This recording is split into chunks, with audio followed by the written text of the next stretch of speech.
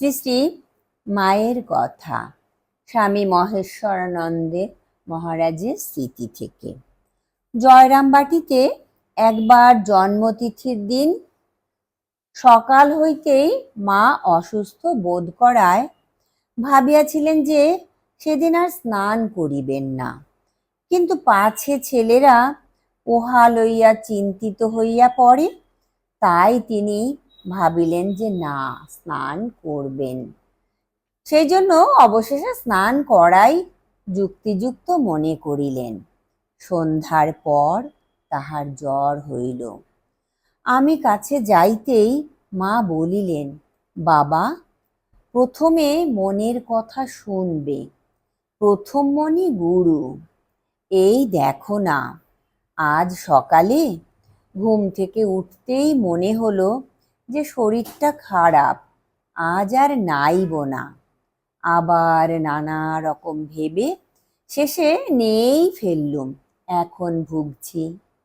মা বলিলেন, ঠাকুর বলতেন, খাবে গরম, শোবে নরম। কোয়ালপাড়া মঠে জনৈক বিশিষ্ট ভক্ত একদিন মাকে প্রণাম করিতে গিয়া কথা প্রসঙ্গে বলিলেন, আমরা পা ছুঁয়ে প্রণাম করলে যদি ওদের ওইরূপ কষ্ট পেতে হয় তবে তা না করলাম। মা ইহা শুনিয়া বলিলেন, না বাবা, আমরা তো ওই জন্যই এসেছি। আমরা যদি পাপ তাপ না নেব, হজম না করব, তবে কে করবে?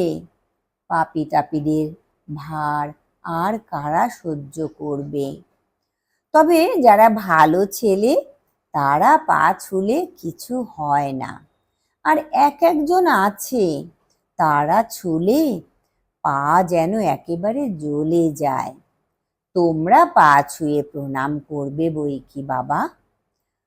জয়রামবাটিতে একদিন রাত্রে আমরা খাইতে বসিয়াছি, একটা জোনাকি পোকা প্রদীপের চারিধারে উড়িয়া বেড়াইতেছিল। জনৈক ভক্ত সেটাকে ধরিয়া বাহিরে ছাড়িয়া দিলেন।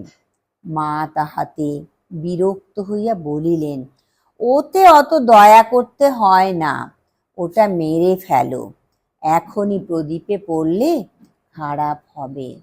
জয় ঠাকুর, জয় মা, প্রণাম মাগো।